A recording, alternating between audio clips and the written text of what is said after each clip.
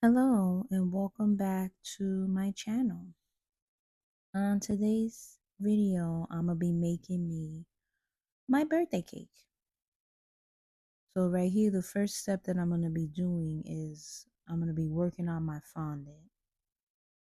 And it's a bag of mini marshmallow fondant, a little bit of water you add to it, let it go in the microwave for about 2 minutes, but checking in every 30-second intervals to make sure that it doesn't get burned, because if you put it for 2 minutes you will burn your marshmallows. So you keep checking it till it's every 30 seconds, and then it becomes that creamy consistency. I add Crisco to my spoon and my bowl. It makes it a little bit easier for the marshmallows not to stick on there. And I put about two, I think, to do that. Oh, it's about 6 cups that I use for the powdered sugar. And I skipped that step. I put it in my KitchenAid. I had mixed it.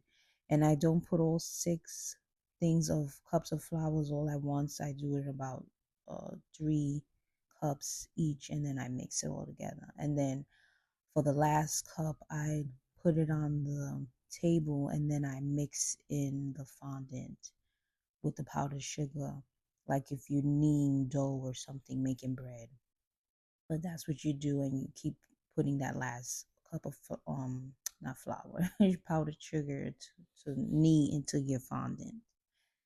And you keep on kneading it until it finally becomes its shape. You have to continue to knead it and use Crisco, because that helps as well. Crisco is your friend. You use it for everything.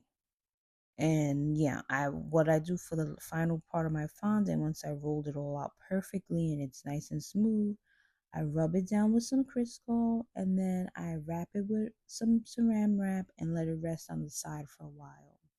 So on this part, I'm doing dulce de leche.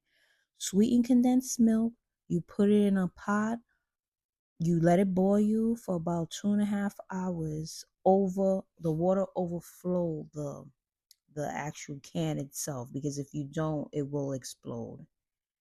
And then you just check it, make sure the water doesn't come down as it evaporates, and then you just continue to check it, but you leave it there for 2.5 hours, and then it becomes the dulce de leche. Here I'm just making a simple vanilla box cake, and my little helper, she said she wanted to help do mommy's birthday cake, so I let her help me do the box cake portion. That's easy. You just follow the box cake. Nothing hard about that. Just follow the directions. And I just was letting her play with the thing and turn it because she thought she was doing something. But yeah, so after I mix up my box cake, what I do is I put it in the oven, let it cool down, and then I wrap it up with saran wrap and put it in the refrigerator. I did that part. I forgot to record it. And then I started working on my frosting. I'm making cream cheese frosting. I do I put butter and cream cheese together with some vanilla extract and about 3 cups of powdered sugar. You keep on scraping the bottom after you cream it together and let it get all smooth. You have to do that a few times. And then it gets like some air into the frosting, and it like doubles in size. But you have to make sure you continue to scrape the bottom of the bowl so that no butter and cream cheese stays at the bottom. But yes, it will be like that, and it will double in size, and it'll actually get a little whiter too. That's how you know it's ready. So at this point, I took my cake out the refrigerator. I wanted to cut it into little even layers. That little tool that I have, my Wilson cutter, it's a really simple tool. It lets you cut your cakes evenly. It has like a ruler on the end of it, and you can move the little I guess string or whatever it is, cutter, to what size you want, like the ruler part, and then you cut from that so that it can be even slices every time. And here, what I do, I like to cream my cake board so that none of the cake itself, nothing will move. It kind of becomes like a glue. So I always cream my cake board because the cake will stay still like glue. And then I make me a border around my cake, and then I put in my filling. And I make the border so that the filling doesn't like pop out of the cake when you start to decorate it. So you always need to do the border. It makes it so much easier for you. And I just filled in the douce very evenly. And then after I do that, I do a simple crumb coat. That's just taking a little bit of cream on the outside of the cake and just almost making that like if it's a little glue. It makes the crumbs from the cake glued to that little bit of frosting, which it makes it easier for you to um what is it, frost your cake when at your the final point when you want to frost your cake to make it look cute. You you do the crumb cake. Yeah, I mean, you do the crumb coat first. So that's what I'm working on now. Just trying to make it even, make all the crumbs get stuck to the what is this? What is this called? Cream cheese. So yeah, the cream cheese frosting. Now here I'm doing I after I did the crumb coat, you do put it in the refrigerator for like 15-20 minutes so it can get like hard.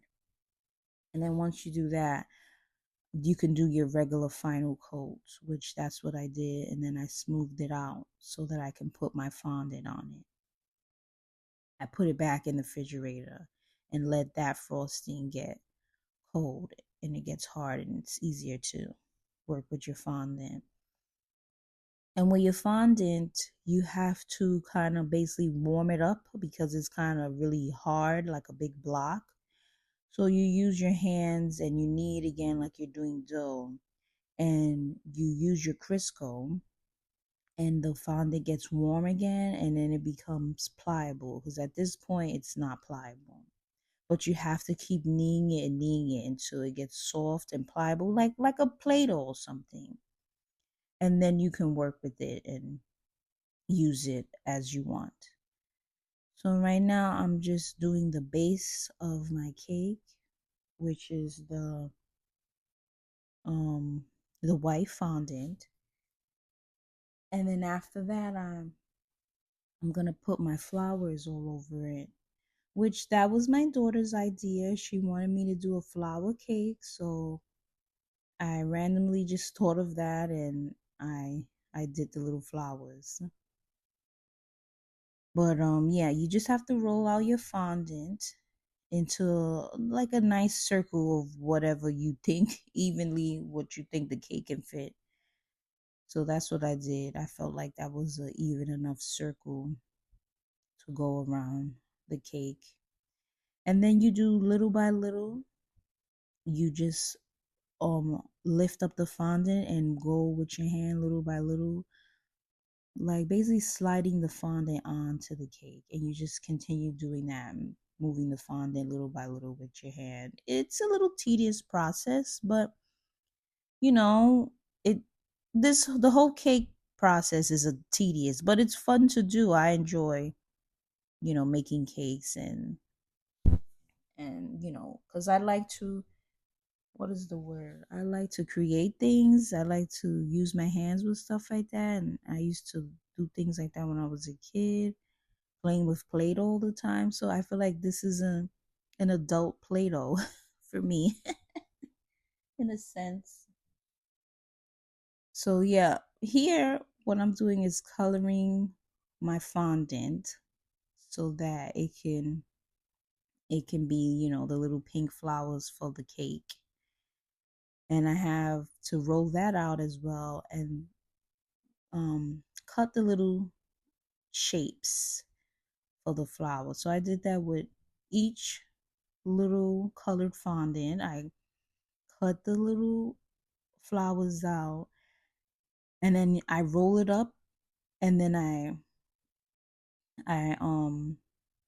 start over in a sense of like cutting more flowers out. You see, like I take that portion up, you roll it again, roll it out, you cut more flowers. This part takes time as well, but if you like to play with Play-Doh and stuff when you was a kid, then you're gonna enjoy this because this is exactly that. So I made all my flowers, and now I'm just assembling all my flowers to the cake. And what I use to glue the flowers to the fondant, all I do is take a little bit of water and just a little tiny paintbrush, which that paintbrush is only strictly for cakes. It's not for anything else. And then I just um put it in water and paint it like if I'm doing the cakes. And this is the last final product of the cake, of all the flowers and how it turned out. It's so pretty. All right, bye guys.